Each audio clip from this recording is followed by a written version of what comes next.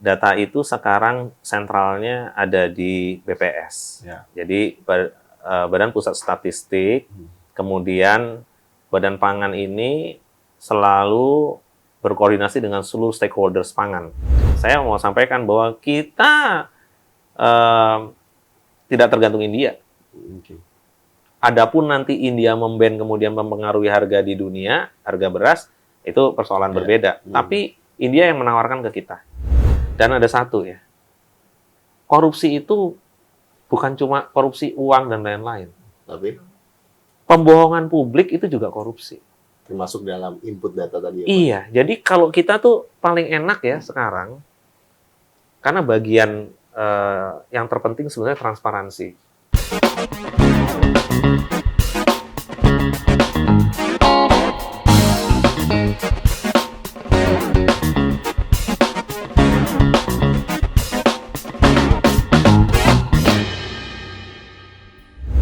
Halo Sobat Bisnis, kembali lagi dengan saya David Eka Setiabudi di podcastnya Bisnis Indonesia, Broadcast. Belakangan Anda semua pasti merasakan sumuknya Jakarta. Ada beberapa wilayah juga ngerasain dinginnya kotanya, yaitu bagian dari perubahan iklim, dan ternyata juga ini dampaknya nggak di situ-situ aja. Ini ada krisis pangan nih. Kalau Anda menonton atau memperhatikan informasi terkini tuh India membatasi atau embargo gitu ya ekspor beras, dan tentu kita ini kan 270 hampir 280 juta jiwa membutuhkan makan setiap hari, dan ya harus diakui bahwa ketergantungan impor ada di situ. Untuk itu, untuk mengulas, mungkin ada sih berita-berita yang belakangan seminggu ini menjelaskan bahwa stok pangan terkendali, tetapi kayaknya kalau baca berita kurang pas gitu ya. Dan hari ini saya sudah bersama dengan Bapak Arief Prasetyo Adi, Kepala Badan Pangan Nasional. Terima kasih Pak. Terima kasih Mas David, teman-teman dari bisnis. Kita bisa diberi kesempatan untuk sharing. Nah, ini keren juga karena informasi ke publik itu salah satu yang bagian dari pentahelix ya. Jadi di belakang itu ada media. Nah, ini terima kasih bisa menjelaskan. Siap Pak. Ini tapi sebelum masuk ke beras dan teman-temannya Pak, ini kalau mendengar Badan Pangan Nasional, Badan Pusat Statistik, Badan Intelijen Negara, ini kan berarti pusat ya Pak. Kalau ngomong pangan, ya saya merujuk beberapa tahun terakhir tuh, pangan itu selain persoalan impor data Pak. Lalu beberapa tahun ini, 1 tahun terakhir Pak ya, 1 tahun terakhir Pak Jokowi menerbitkan Perpres 66 ya Pak, 2021, menghadirkan Badan Pangan Nasional, Bappanas. Tapi kalau lihat fungsi sentral ya Pak, apakah sesentral Bappenas juga Pak? Mungkin ya kan karena mirip. Gimana Pak mungkin? Pak Arief cerita sedikit Pak. Pertama, Pak Presiden itu sangat concern 3 hal. Ya. Keuangan, energi, pangan. Kemudian menurut Undang-Undang Nomor 18 Tahun 2012 itu memang harus dibentuk sebuah badan ya, lembaga yang mengurusi pangan. Itu baru terrealisasi tahun 2021. Perpres 66 tahun 2021. Cukup makan waktu lama. Karena di sana tentunya akan mendapatkan pendelegasian wewenang dari beberapa kementerian dan lembaga. Ya. Khususnya yang terkait dengan pangan. Kemudian setelah itu sesentral apa? Ya kalau ada tugasnya Menteri Perdagangan dalam hal perumusan kebijakan, penetapan kebijakan mengenai stabilisasi harga dan distribusi pangan, kemudian ada penetapan kebutuhan ekspor impor pangan. Dari Kementerian Pertanian juga di sana ada penetapan jumlah cadangan pangan pemerintah yang akan dikelola BUMN. Ada juga penetapan harga pembelian pemerintah, refraksi harga. Satu lagi dari Kementerian BUMN, Menteri BUMN memberikan kuasa kepada saya sebagai Kepala Badan Pangan Nasional untuk memutuskan penugasan-penugasan dari Perum Bulog dalam rangka pelaksanaan kebijakan pangan nasional. Jadi Bulog itu penugasannya dari Badan Pangan Nasional. Kalau menurut saya, jadi sangat sentral. Sangat sentral dan memang dalam waktu setahun Badan Pangan Nasional ini kalau menurut saya sudah on track, ya, sudah benar. Tinggal setelah ini adalah peningkatan utamanya dengan kerjasama antar daerah, ya, stakeholders di bidang pangan, karena kita nggak bisa sendiri, perlu private sector juga.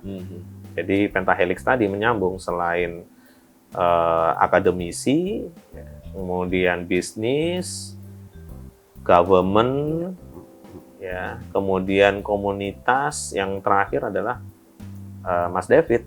Jadi ada media di situ, kalau bahasa ininya CR gitu ya. Jadi memberikan informasi di tengah informasi-informasi yang memang kadang tidak membuat positif. Jadi ini mesti ada komunikasi ke publik begitu ya. Jadi sangat sentral.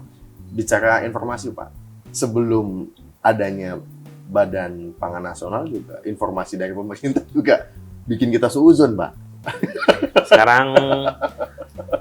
Sekarang Badan Pangan Nasional itu tadi bicara soal data. Data itu sekarang sentralnya ada di BPS. Jadi Badan Pusat Statistik, kemudian Badan Pangan ini selalu berkoordinasi dengan seluruh stakeholders pangan. Jadi mulai dari teman-teman Kementan, berapa produksinya, ya. Dan ini kita nggak usah malu, ya. Kadang-kadang produksi itu memang kita harus adjust, bisa naik, bisa turun. Bukan hal yang memalukan apabila produksi itu turun, ya, karena misalnya hama, karena misalnya penyakit, karena bencana, disaster, itu nggak apa-apa, biasa. Tapi kita harus berani mengkalkulasi, kemudian memproyeksikan ke depan. Kementerian Perdagangan, misalnya sudah ada, Mas David, untuk penugasan atau pemberian izin impor misalnya. Kalau misalnya kontainernya hilang seperti waktu COVID, nggak bisa dikirim, kan juga bukan kesalahan kita gitu ya. Maksudnya mitigasi resiko juga penting. Kemudian tiba-tiba Black Sea ditutup misalnya, ketergantungan wheat ada sebagian dari sana, atau misalnya kerjasama luar negeri secara politik tidak bisa dieksekusi. Jadi kita harus mitigasi, bisa mencari alternatif sumber pangan, gitu ya, termasuk diversifikasi pangan. Nah, data ini setelah dari Kementan, kita tahu produksinya berapa, ending balance dari sebelumnya berapa, kemudian kebutuhan kita berapa, maka keluarlah berapa neracanya. Ya. Nah, neraca pangan ini tentunya bersama Menko Perekonomian, setiap 3 bulan itu selalu diupdate. Ya, jadi neraca komoditas. Tetapi hari-hari Badan Pangan Nasional tentunya untuk produk-produk yang sudah ada di Perpres 66 tahun 2021 ini memang kita siapkan. Gitu. Pak, ini bicara tadi Bapak bilang bicara neraca lalu data, misalkan produksi kurang atau kasus geopolitik hari ini gitu. Memastikan kata aman. Lalu mungkin indikatornya apa aja, Pak? Kalau Bapak menggunakan bahasa aman, lalu apa saja, Pak? Jadi aman itu artinya kebutuhan bisa tercukupi, ya, bisa tercukupi baik dari dalam negeri atau kalau diperlukan luar negeri.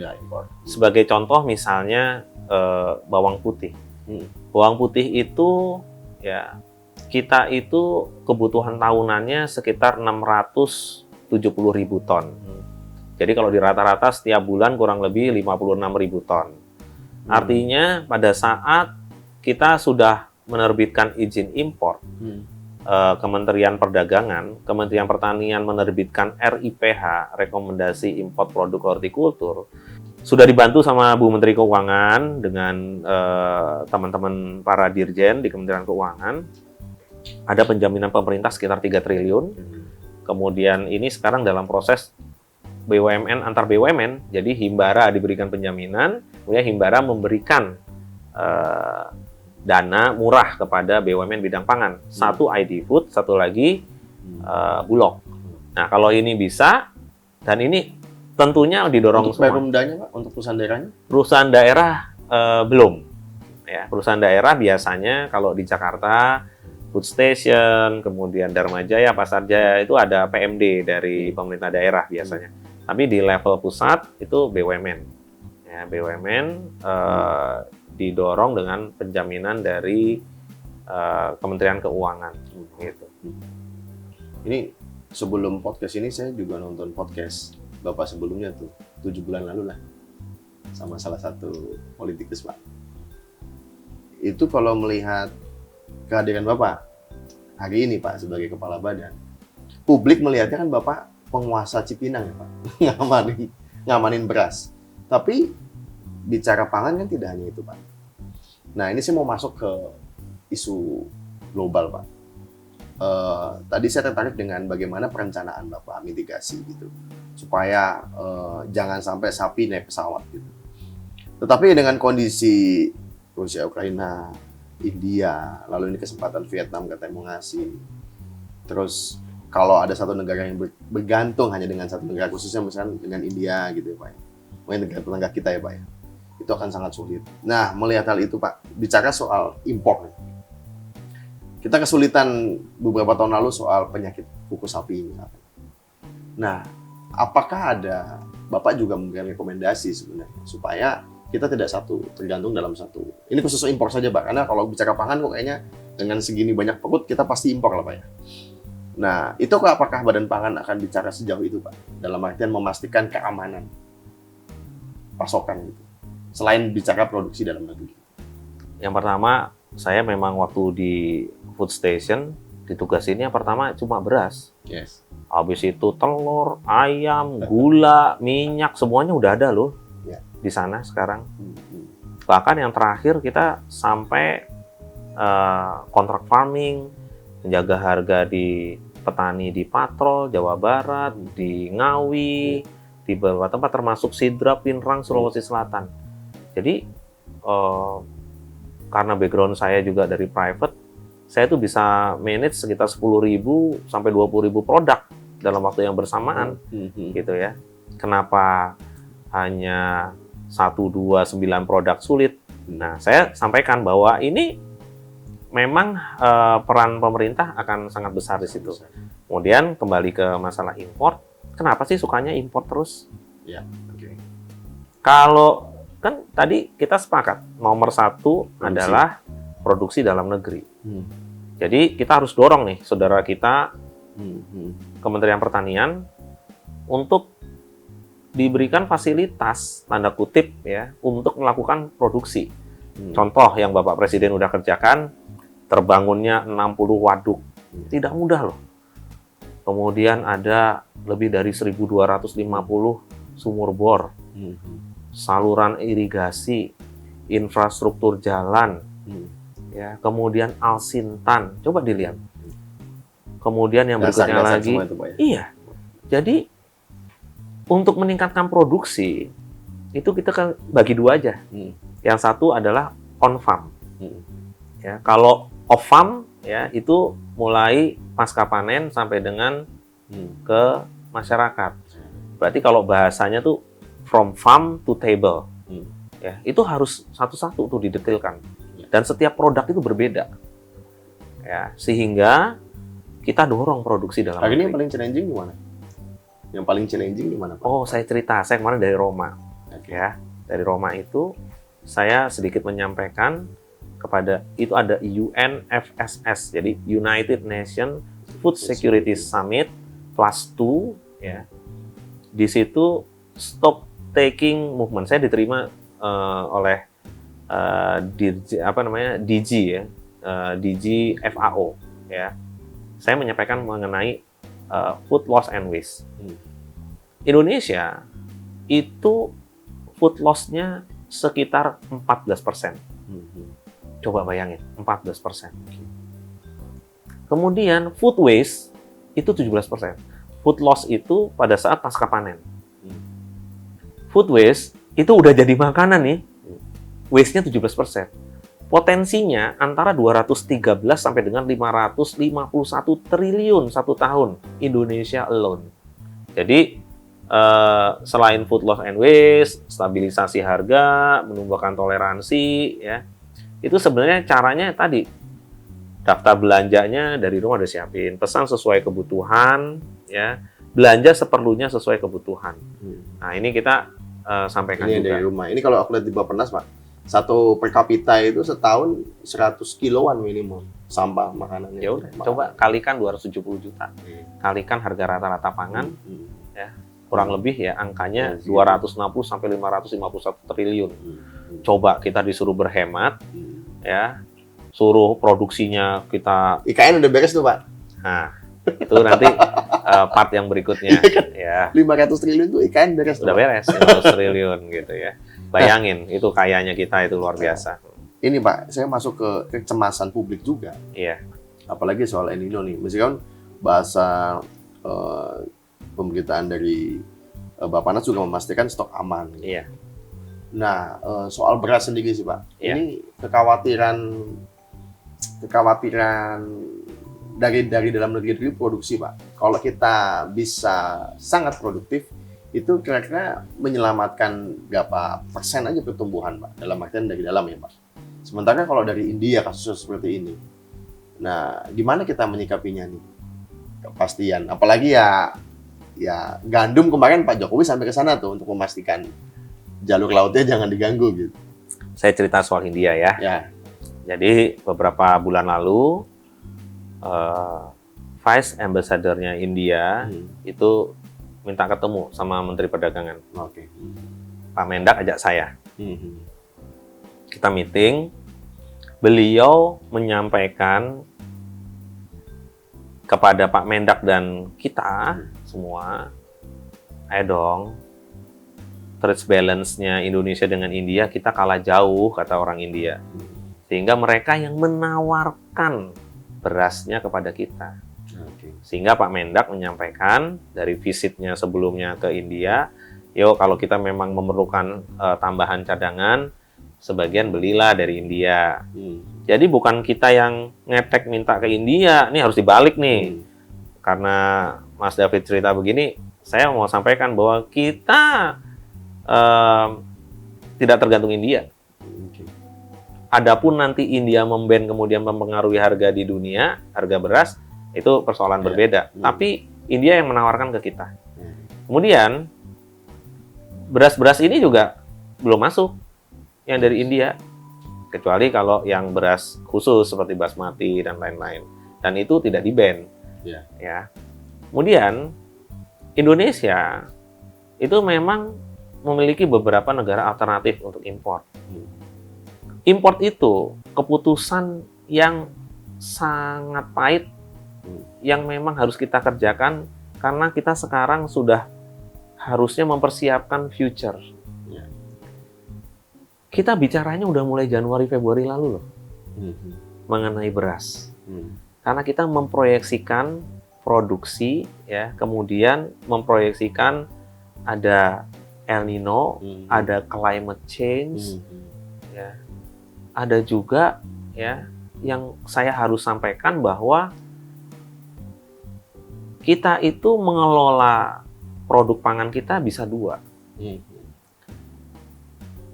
Bisa berjalan bersamaan antara produksi kemudian mengekspor apabila kita sudah cukup produksinya. Contohnya jagung. Begitu jagung udah cukup, cadangan pangannya sudah penuh, silo-silo di private, di beberapa tempat sudah penuh. Kalau ini nggak dikeluarkan, maka harga di tingkat petani akan jatuh. Kalau harga petani jatuh, besok nggak nandur lagi. Ya.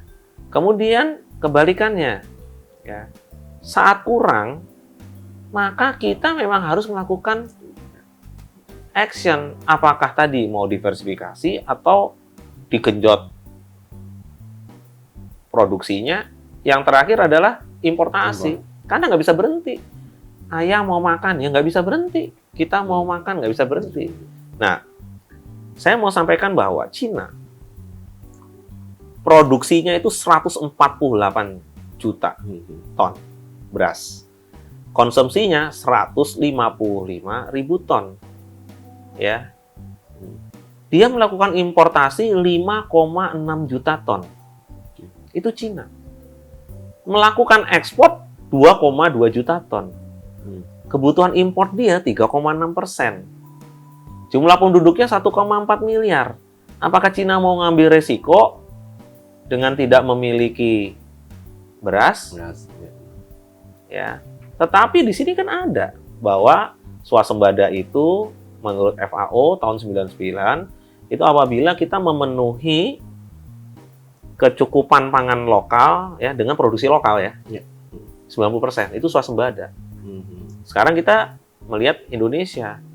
Indonesia konsumsinya tuh 30,1 juta. Produksinya 31,5 juta. Kita itu surplusnya sekitar 1,4 juta satu tahun. Kebutuhan kita bulanan 2,5 juta ton. Artinya kelebihannya itu hanya setengah bulan. Jadi kita merasa perlu untuk mensecure stok cadangan pangan pemerintah. Dan ini hanya dilakukan oleh BUMN di bidang pangan namanya Bulog. Dan digunakan untuk intervensi dan kegiatan pemerintah. Jadi tidak dilepas begitu aja. Sebelum ada Bappenas, siapa yang mikirin ini, Pak?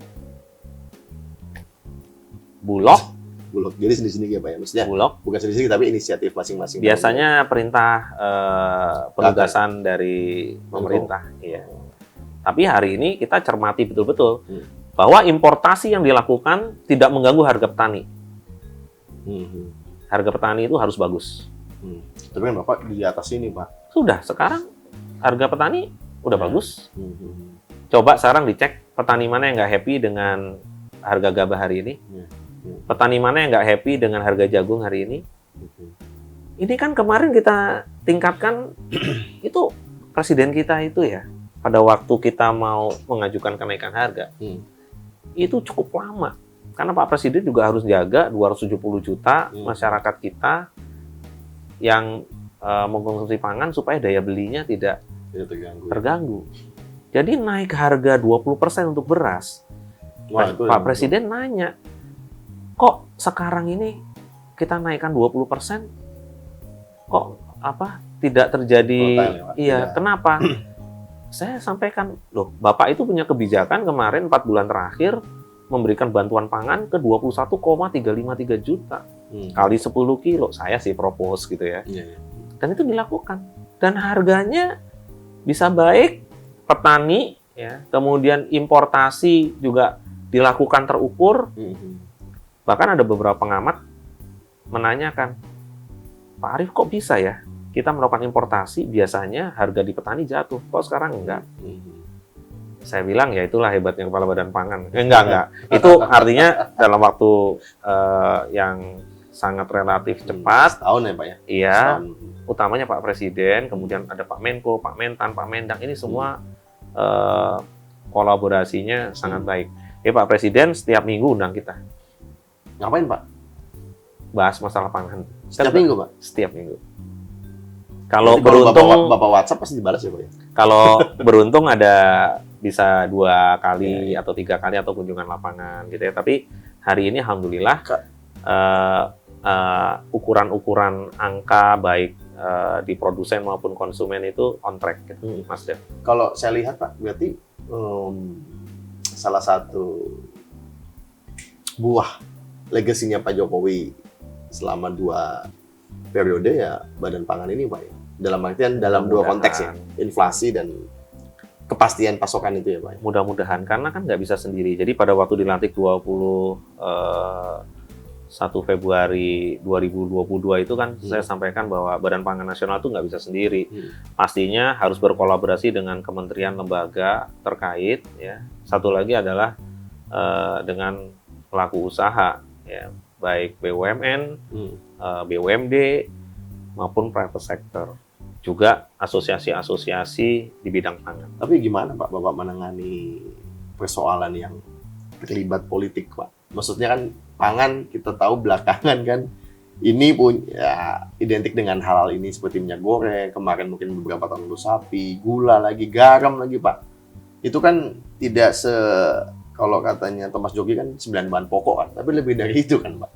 Lebih kompleks Pak, tetapi bagaimana kok Bapak menjelaskannya dengan simpel aja, tapi kayaknya kompleks Pak ini. Iya, kita kan harusnya menyederhanakan sesuatu, bukan membuat rumit sesuatu. Kalau dulu orang tua saya tuh, almarhum bapak itu menyampaikan gini, ini ada steak ya segini, daging sapi, itu cara makannya gimana? Kalau daging sapi segini dimakan ya 500 gram atau 1 kilo, 1,2, ya kan nggak bisa. Jadi harus dipotong-potong kan. Nah, kalau misalnya hard disk ya berarti harus ada dibagi tuh ya. Nggak bisa semuanya dalam satu ini, harus dipartisi gitu ya. Jadi di mana produk yang harus kita dorong, daerah mana yang memang memerlukan kerjasama antar daerah, ya, berapa stok di BUMN, berapa good in transit, jadi yang akan datang, berapa impact dari El Nino, berapa impact dari kenaikan beras 20% kepada kontribusi inflasi. Jadi itu didetailkan. Jadi kelihatan sederhana, tapi sebenarnya itu didetailkan oleh semua kementerian lembaga. Jadi pada saat mengajukan proposal kepada Pak Presiden untuk kenaikan harga beras 20%, untuk petani, ya, utamanya untuk GKP, itu sampai beliau tanya, Pak Menko sudah, Pak Mentan sudah, oke, diumumkan. Jadi mengalami proses yang itu melebihi tesis atau doktoral. Coba Pak, ini satu yang supaya ini Sobat Bisnis memahami. Tadi Bapak sampaikan untuk khusus El Nino aja udah Bapak jelasin Februari atau kasus-kasus seperti India ini. Nah, proses itu Pak, perencanaan sehingga 2 minggu ini kita dengar statement Bapak aman.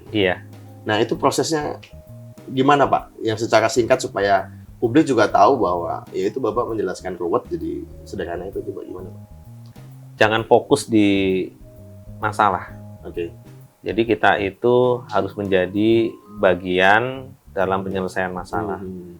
Itu kalau didiemin aja ya insya Allah kurang, karena El Nino itu impact-nya sekitar 5-7%. 5-7%. Sehingga sebagian orang ada yang menyampaikan bahwa biasa-biasa aja dari tahun-tahun seperti ini, nggak apa-apa juga gitu ya. Tetapi kita ini kan orang-orang yang sangat percaya secara saintifik bahwa disampaikan, nanti ditampilkan kalau boleh Agustus, September, Oktober itu sebagian besar daerah-daerah sentra produksi kita itu gelap warnanya gelap tuh artinya curah hujannya rendah ya, berarti 0 sampai 10 paling banyak 10 sampai 20 mm. Nah, kalau petanya udah seperti ini, karena kita ini orang-orang yang harusnya percaya secara saintifik ya, walaupun tidak mungkin 100%, di sini kita udah harus antisipasi. Jadi perbedaan hari ini dengan sebelumnya. Kalau hari ini kita udah harus mempersiapkan ke depan. 6 bulan ya Pak ya, itu forecast. Kalau BMKG terus-menerus ya. Jadi dari awal tahun pun beliau Prof Rita udah sampaikan, Pak Arief hati-hati nanti akan seperti ini. Jadi ini saya sampaikan ke Pak Presiden. Jadi Pak, ini kondisi seperti ini. Pak Mendagri, Pak Tito, Pak Mendak juga sama gitu ya. Pak Mentan juga menyampaikan bahwa impact-nya sekitar 5-7%. Nah, kalau kita udah tahu impact-nya 5-7%, 5-7% dari 30 juta itu berapa? Ya, itu angkanya. Jadi, kita perlu. Kemudian, kita juga punya pattern. Nah, pattern ini nggak berubah. Jadi, first semester itu adalah produksi 70% dari misalnya beras nasional. Sisanya bulan September, Oktober, November, Desember itu akan declining produksi. Kalau udah ada tren seperti ini dan setiap tahun trennya mirip-mirip, terus nanti di bulan Januari kita mau berantem lagi. Ada tidak ada stok, harga tinggi karena kurang, kan lucu ya. Nah, jadi bahasa saya kalau sama tim, numbers can talk gitu. Jadi harga naik itu masih teorinya supply and demand. Ya, tapi kalau yang sekarang percaya deh, harga naik hari ini itu harga pangan di dunia semua naik. Dan kita tadi sudah kita sampaikan bahwa salah satu yang bisa mengontrol volatile food-nya adalah Indonesia. Kalau Bu Sri Mulyani diundang kemana-mana, orang belajar sama Indonesia. Kok bisa memanage? Jadi volatile food kok jadi administered price gitu ya? Harusnya kan volatile food itu namanya volatile, tapi bisa dibuat sesuai perencanaan kita. Dan tentunya sekali lagi, ini kerja dari seluruh pihak.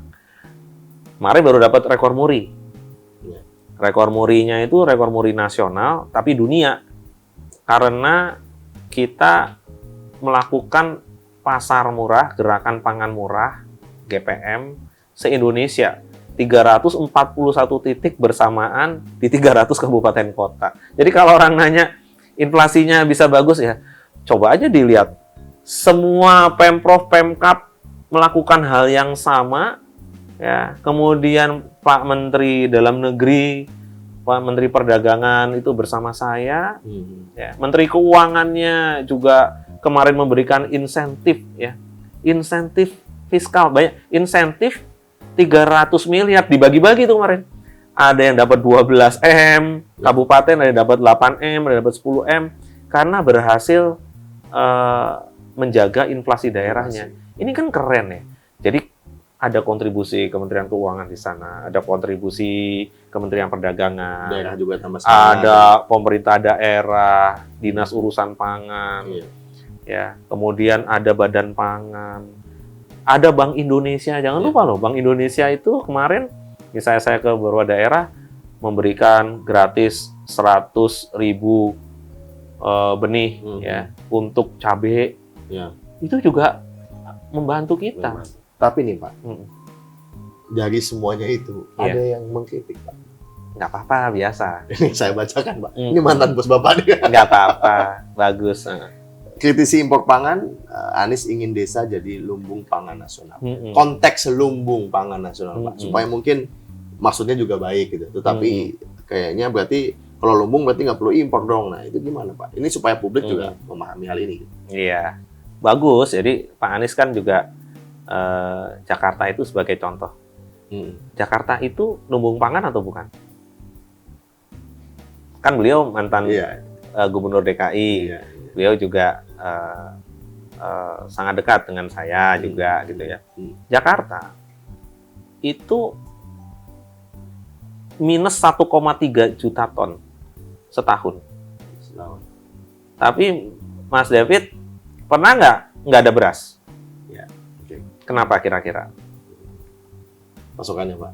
Cocok. Jadi Jakarta itu ada BUMD, namanya Food Station. Itu di route-nya dulu jago tuh. Di dulu ya Pak? Sekarang juga sama. Beliau itu memikirkan. Jadi misalnya begini, udah tahu nih 3, 4, 5, 6 bulan ke depan daerah panen itu yang mana aja. Jakarta nih ya. Dulu waktu Bapak dulu ya, itu kita mensecure sekitar 4.000 kontainer untuk kerjasama antar daerah. Jadi kalau Mas David tanya sama saya tahu persis tuh Sidrap, Pinrang, Parepare, Pangkajene, ya, daerah-daerah di Sulawesi Selatan termasuk Maros, itu kita secure stoknya. Jakarta tinggal nerima. Hmm. Pasar Induk Cipinang sehari kurang lebih 2.500 ton. Kalau hari Senin misalnya 5.000 ton. Iya. Itu udah tersecure. Ajak semua pedagang. Kenapa? Karena kalau bahasanya Pak Erik, kita jangan jadi menara gading. Ya, kita harus libatkan private, kita harus libatkan pedagang. Tadi teman-teman IKAPI, sebelumnya APSI, Asosiasi Pedagang Pasar. Jadi ini ruangan ini tempat kumpulnya Pentahelix. Oke. Ya.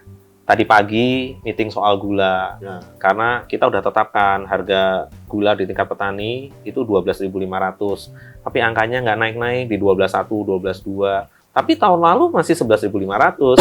Sehingga Badan Pangan merasa perlu untuk mengumpulkan para stakeholders, termasuk tadi BUMN, ya, sebagai off-taker untuk meningkatkan harga di tingkat petani. Karena harga di hilirnya udah naik. Harga hilirnya udah dinaikin sama pedagang, tapi harga petaninya maunya rendah. Ya. Nah, ini nggak benar. Jadi Badan Pangan itu punya kewajiban untuk harga petani. Nah, tadi balik ke lumbung tadi. Lumbung itu bisa dua nih. Bisa memproduksi sendiri, Bisa dari luar. bisa dari luar. Kalau yang Jakarta lakukan, Dari luar. itu lumbungnya diisi, tetapi dari daerah-daerah sentra produksi. Ya. Kalau yang daerah sentra produksi, ya diisi lumbungnya. Tapi kalau lumbungnya udah penuh, Dibagi yang lain. makanya di Badan Pangan itu ada namanya fasilitasi distribusi. Jadi ada satu daerah yang punya kelebihan, ada satu daerah yang defisit. Daerah surplus sama defisit. Oh. Ini sekarang kerjasama antar daerah udah nih, gitu. Nah itu maksud saya Pak, berarti sebenarnya kerjasama antar daerah seperti ini, Iya, kalau lancar juga minimal cocok. ngurangin PR ya Pak? Jadi nanti, mumpung lagi pilkada, Iya. ya pilih pemimpin daerah Yang janjinya gitu ya Pak? yang tahu persis Masalah pangan, Hmm. sehingga kalau kelebihan, udah ada engagement dengan daerah yang yang lain. defisit. Oke. Sehingga harga di tingkat petaninya, kalau ini daerah produksi ya, daerah produksi ya. Jadi produsen itu tugasnya petani masyarakat itu produksi aja. Tapi pemerintah pusat, pemerintah daerah, BUMN sebagai off-taker ya, untuk dibeli dan dikirimkan ke daerah defisit. Nah, tadi bicara lumbung sekali lagi ya. Nah ini Pak Sang, sekalian Pak, menasionalkan lumbung. Ini kan daerah nih, tingkat daerah. Iya. Nah kalau menjadikan nasional nih, Iya, jadi salah satu tugas kita tadi, setiap daerah harusnya nanti ke depan punya cadangan pangan pemerintah daerah. oke. Nah, itu sekarang lagi dibuat Itu isu nih, lama Badan tapi Pangan. Pak. Udah, Isu kita lama, udah Pak. mulai buat. Oke. Jadi gini, isu tapi kan nggak tereksekusi. Iya. Tugas saya sekarang mengeksekusi. Oke, siapa? Jadi sekarang, misal, ya, itu adalah rumus-rumusnya. Dia berdasarkan misalnya rentan atau tidak terhadap pangan, rentan atau tidak terhadap disaster. Nah, itu udah ada tuh. Badan Pangan udah punya tuh. Di peraturan Badan Pangan nomor 15 ini udah disosialisasikan juga. Ya. Saya kerjanya nih sama 514 kabupaten kota tuh kita training terus nih. Datang kita training, ada yang pakai Zoom, ada yang mengkampanye segala macam. Jadi walaupun Badan Pangan Nasional tidak punya Badan Pangan daerah, tetapi 514 kabupaten kota, 38 provinsi, Dinas Urusan Pangan itu bersama kita. Termasuk keamanan pangan. Dan mereka mendengar. ya? Eksekusi nggak cuma dengar. Karena kita tahu, dan Pak Tito sebagai Menteri Dalam Negeri kemarin udah bilang, kalau 3 minggu berturut-turut nggak ada perubahan, mumpung masih PJ saya ganti. Itu Pak Tito. Kenapa? Saking pengennya supaya masyarakat ini ya terpenuhi kebutuhannya. Oke. Jadi sekali lagi konsep lumbung pangan itu harusnya bisa karena ada 20% dana desa yang bisa dipakai untuk pangan. Tapi bagaimana mengeksekusinya itu harus diedukasi, harus dikawal. Nanti kalau enggak, produk-produk, jadi produk itu kan macam-macam.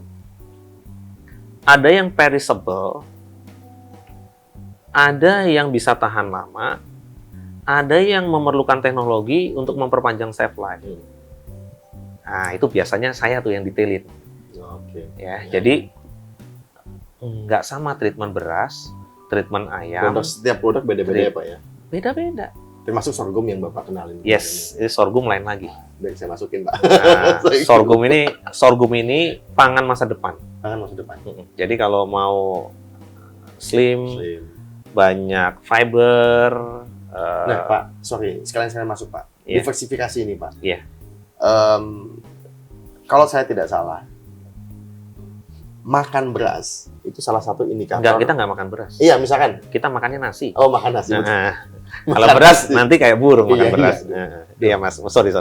Makan nasi Pak. Iya. Beras yang sudah dimasak itu indikator masyarakat terbebas dari kemiskinan. Salah satunya indikator. Nah, tetapi dengan geografis ada sagu, ada ini, ada segini. Kira-kira nih, kalau Bapak bilang nih singkong segala macam, yang paling dekat untuk ya minimal memangkas kita nggak usah terlalu impor, itu apa yang paling dekat Pak? Gini aja contohnya. Mas David satu hari ini atau seminggu ini makan mie nggak? Oke, makan Pak misalnya. Nah itu kita artinya udah pasti ngimpor. Oke. Karena kita bukan penghasil gandum. Gandum. Sedangkan terigu itu bahannya adalah wheat, gandum. Nah sekarang kalau kita mau, kalau dulu kan cintailah produk-produk Indonesia, nggak bikin produksi instan dalam itu, Pak. negeri. Nah tapi jangan salah, noodles itu ada macam-macam. Oh. Jadi bahannya Ya. bisa dari sagu, Betul.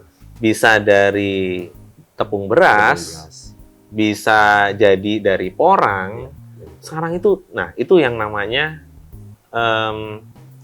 penganekaragaman konsumsi. Jadi nggak mesti kenyang harus nasi gitu ya. Jadi kita punya namanya makan enak, makan sehat, makan B2SA, terakhirnya habiskan. Ya. B2SA itu adalah beragam, bergizi seimbang, dan aman. Ya. Satu piring itu, ya, ini kalau mau sehat nih, ya, sepertiganya adalah makanan pokok. Sepertiga loh Mas, coba lihat kalau kita makan. Nasinya sepertiga apa sebakul? Tergantung ini, Nah, sarapan atau makan ya. malam. Pak. Sepertiganya itu adalah karbohidrat. Karbohidrat. Jadi kita nggak bicara nasi nih, Pokoknya karbo seperti karbo. Jadi kalau udah makan kentang, udahlah jangan makan nasi lagi, jangan makan singkong lagi, ya. Udah cukup. Kalau mau porang juga boleh, ya. Itu ada di situ sepertiga isi piring itu adalah karbo. Yang sepertiga lagi adalah sayuran. Ya. Kemudian yang seperenam adalah lauk pauk. Kenapa namanya lauk pauk? Apa bedanya lauk sama pauk? Lauk itu lebih ke protein hewani. Pauk lebih ke protein nabati. Jadi yang hewani itu ya ada daging, ada ikan. Yang hewani, ya. Yang nabatinya bisa kedelai, kacang-kacangan. Nah, kemudian yang seperenamnya lagi adalah buah-buahan. Jadi, sepertiga makanan pokok atau karbo, sepertiga sayuran, sepertiga lauk pauk, seperenam buah-buahan. Ini lagi campaign. Setiap daerah kita campaign. Belum sama es teh sama jeruknya, Pak. Nah, es teh manis itu tambahan. Tambahan ya, Pak. Nah, ini tadi Sobat Bisnis, di awal kita bicara produksi. Belakangan Pak Arief bicara soal sajian di piring. Tadi yang Bapak sampaikan apa, Pak? From farm to table. Table. Jadi pembicaraan kita hulu hilir nih. Iya. Ternyata saya pikir Badan Pangan cuma ngurusin kurang nambah dari sini. Enggak. Ternyata sampai campaign sejauh ini, Pak. Iya. Jadi kita ada 3 deputi. Tapi sumber daya manusia Bapak cukup Pak untuk Harus cukup. Kita ini background-nya private. Jadi Badan Pangan kalau perlu nggak lebih dari 300 orang, nggak perlu ribu-ribu. Udah, tetapi kerjanya benar. Ya, yang penting hari ini, kemarin waktu saya sampaikan di Roma itu ada 3B. Ya. Better nutrition, ya. Kemudian better behavior, yang satu lagi adalah better collaboration. Coba, better nutrition. tadi kita kampanye B2SA, beragam, bergizi, seimbang, dan aman itu adalah better nutrition. Iya. Ya. Kemudian yang kedua, better behavior. Behavior kita mengenai food loss, penggunaan teknologi pasca panen, Pembelian terencana tadi. pembelian terencana, food waste, itu behavior. Ya, Mas David mau badannya sehat, berarti behaviornya yang harus dirubah. Kita, kemudian better collaboration. Sekarang dengan tiap minggu Pak Presiden mengadakan meeting soal pangan, kira-kira nih kolaborasi antar kementerian lembaga lebih baik nggak? Pasti. Kalau nggak besok ditanya lagi orang itu ada risalahnya. Besok ditanya lagi. Besok ditanya lagi. Ya, sampai pada waktunya ya kalau memang kalau saya ya misalnya seperti itu ya malu. Karena tiap hari pasti kita ada kerjasama antar kementerian dan lembaga. Termasuk peraturan badan aja itu Kumham yang mengundangkan gitu ya. Jadi ada harmonisasi antar kementerian lembaga. Ada Raktas, Rakortas ya. Rakortas itu dipimpin Menko, Raktas dipimpin Presiden. Saya rasa ini udah bener lah. Jadi ini pas on track. dalam situasi rapat-rapat, Pak, Iya. Pak Presiden udah bilang gini belum? Top tenan. Gitu. Udah kemarin terima kasih. Iya, karena petaninya ada PR kita satu, pupuk. Ya, Pak, beliau sekarang salah satu kemarin yang juga itu concern soal beberapa pupuk. pas main ke Kebumen tuh, Pak ya. Iya, main ke Kebumen. Sama Pak Ganjar sama Pak Ya, Prabowo. beliau itu, jadi kita lagi di sini, beliau telepon terus Pak Arief ikut ke Kebumen, katanya iya. Terus kita berangkat ke Kebumen. Itu di sawah beliau tuh tanya langsung sama petaninya. Iya. Ini kalau beliau itu informasinya bukan A1 lagi, A setengah gitu. Tanya sama petaninya. Pak Presiden nanya, gimana pupuk subsidi? Oh, nggak dapet Pak, gitu. Iya. Geser lagi ke sawah yang berikutnya agak jauh tuh. Iya. Tanya lagi sama petaninya, dapat pupuk subsidi? Nggak dapet Pak. Akhirnya besoknya ke Ngawi, belum. Belum. Ke Ngawi lagi, beliau ke Solo terus ke Ngawi. Di Ngawi, di sawah, pertanyaannya sama petani. Gimana pupuk? Nah, kalau beliau tanya kemudian 100% nggak dapat pupuk subsidi, ya, ada yang beliau pasti kan langsung concern. Besoknya dipanggil semua tuh yang berkaitan sama pupuk, gitu kan. Apa yang perlu diperbaiki ya? Udah, begitulah kurang lebih. Kalau beliau ke pasar, ya Kalau pangan, sama. Bapak juga sampai pupuk ya, Pak? Enggak, tapi kemarin kebetulan diundang juga gitu sebagai ya. salah Kan, satu stakeholder. ya karena kan ya mungkin saya pernah di BUMN, kemudian juga impact ini kan sampai Iya, hilir sampai ya. hilir. Jadi pupuk itu salah satu yang penting untuk meningkatkan produktivitas Ya. pupuk kimia. Ya, sehingga pupuk ini kalau boleh ya jangan dikurangin. Pupuk ini itu harus disiapkan. Bagaimana produksi naik kalau pupuknya? Betul, karena salah satu yang meningkatkan produksi adalah pupuk. Selain benih, kemudian air, ya. Tadi kita bicara teknologi on farm, ya, itu meningkatkan produktivitas, begitu. Siap. Jadi kalau soal itu teamwork ya. Tadi apresiasi dari Presiden, apresiasi dari dunia, apresiasi dari FAO, apresiasi dari mana-mana ya. Jadi kalau saya melihatnya terintegrasi. Jadi kalau Pak Basuki, Menteri PUPR, tidak cepat membangun waduk, tidak cepat membangun sumur bor, menginstal, tidak cepat membangun jalan desa, ya mungkin nggak sebaik ini juga. Kalau teman-teman di DPR tidak mengetok anggaran untuk pangan yang saat ini sekitar 104 ya, triliun ya. 104 triliun itu maksudnya termasuk infrastruktur dan lain-lain ya. Kalau di Kementan, di Badan Pangan itu juga sudah ada sendiri.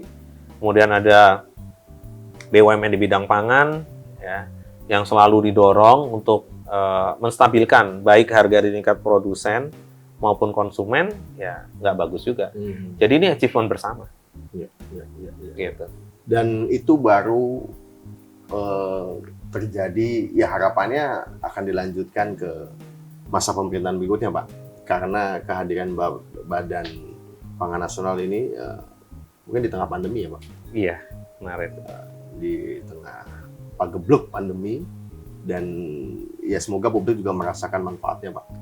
Insya Allah, jadi Ya, Pak. nanti Mas David bisa cek sama sedulur-sedulur petani, bisa cek sama teman-teman peternak ayam, peternak layer, pedagang pasar. Semuanya lah. Ya, jadi ini nggak boleh putus. Ya. Jadi from farm to table, end to end-nya mesti dapat.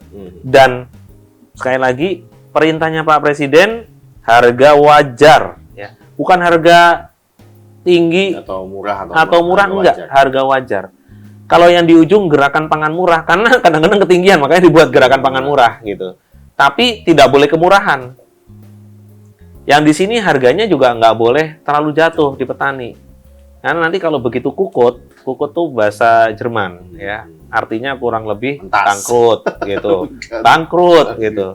Ya, jadi kalau Januari lalu kan ada orang tanya, sekarang harga ayam kemarin ya, sebulan lalu, harga ayam, harga telur tinggi gitu ya.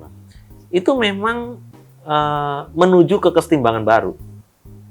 Jadi pada saat variable cost ya dari faktor-faktor produksi itu naik, kita harus adjust. Contoh, harga ayam dan telur sangat terpengaruh dari harga pakan. Kalau Ya. pangan itu buat manusia, kalau pakan itu buat hewan. hewan. Pakan yang terbesar untuk unggas adalah jagung. Kalau jagung dulu harganya 3.150, kemudian Badan Pangan membuat peraturan badan menjadi 4.200, itu maksudnya untuk meningkatkan kesejahteraan petani. Tetapi Itu begitu harga jagung di atas 6.000 seperti kemarin, maka Ayamnya. impact-nya ke harga ayam. Ya. Begitu DOC ya, yang dulu harganya 5.000 menjadi 7.000, 8.000 ya. Itu artinya kontribut ke kenaikan harga. Begitu pakan yang tadinya harganya 7.000, 6.000, sekarang udah di atas 8.000, artinya berkontribut terhadap harga pokok produksi. Nah, ini yang harus kita seimbangkan. Nah, nanti ke depan nih ya, kita mau bicara cadangan pangan pemerintah. Jadi nanti teman-teman dari peternak, ya, kalau peternak itu biasanya ada Pinsar, ada KPUN, ya, itu udah sama Badan Pangan nih. Iya. Setelah ini Bulog sama teman-teman peternak ini duduk. Iya. Setahun ini perlu berapa juta? Nasional perlu 10 juta ton. Kemudian kalau peternaknya perlu 2 juta ton. 2 juta ton kalau dibagi misalnya 12 atau kan kelihatan kita perlu 1 juta setiap bulan. Berarti Bulog harus menyiapkan berapa untuk mereka. Tapi ada syaratnya. Kalau deal bisnis, karena ini kan B2B, Iya. ya, deal bisnis itu nggak boleh selingkuh. Jadi kalau udah beli, udah kontrak, jangan nanti ada orang nurunin bahasa pasarnya cepek, nopek gitu ya, 100 perak, 200 perak, terus dia ke yang lain. Nanti pas nggak dibeli, ini pastinya nggak akan menyiapkan lagi. Jadi ini mesti apa ya? Mesti ada trust, mesti ada komitmen, big komitmen. Ya, ini asosiasi, di sini BUMN. Sama kedelai. Kedelai itu dulu kita nggak punya cadangan. Sekarang Bulog sudah mulai ada 400 ton, 500 ton, kemarin 1.000 ton gitu ya. Sehingga pengrajin tahu tempe, ini ada sahabat saya gitu ya, Koperasi Tahu Tempe, Gakoptindo ya. Itu kita siapkan sebagai off-taker ya, untuk membeli. Iya. Nah, kalau urusan produksi, ya kita harusnya bisa dorong saudara kita Kementan ya untuk melakukan produksi sehingga importasinya dikurangin gitu. Iya. Ya itu makanya rekomendasinya ada di sana. Jadi rekomendasi impor. Jadi kita nggak akan bisa melakukan importasi tanpa rekomendasi dari Menteri Teknis. Wah, ini memang kompleks, Pak. Iya. Ini Bapak, saya tahu Bapak sudah mensederhanakan. Iya. Tapi kita tahu urusan pangan, Iya. sampai di atas meja ini Iya. dari ladang Iya. itu sangat panjang. Dan izinnya ada di Menteri Perdagangan. Jadi gini, rekomendasi di Kementerian Teknis, Iya. hitungan ada di Badan Pangan, rekomendasi izin importnya ada di Kementerian Perdagangan. Tapi ini last option ya, karena kita pengennya produksi dalam negeri.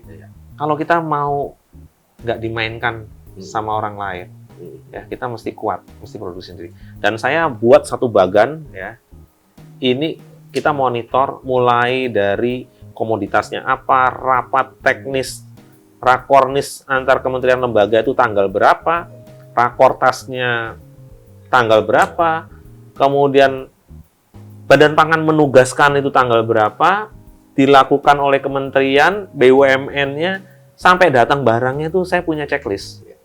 Per Iya. tanggalnya dan Ngelihat detail. datanya Bapak enak, Pak. Iya, Ngelihat datanya Bapak. kita sederhanakan. Dan ada satu ya, korupsi itu bukan cuma korupsi uang dan lain-lain. Tapi Pembohongan publik itu juga korupsi.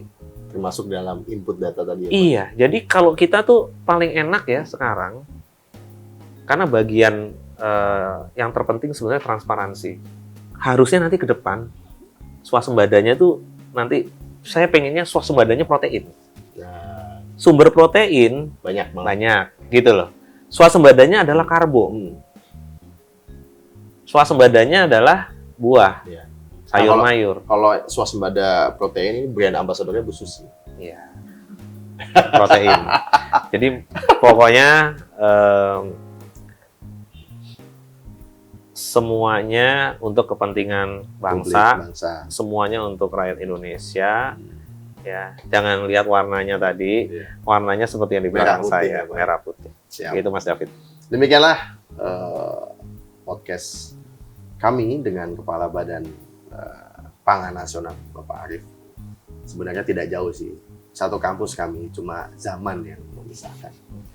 Saksikan terus, komen, dan nantikan tayangan kami berikutnya.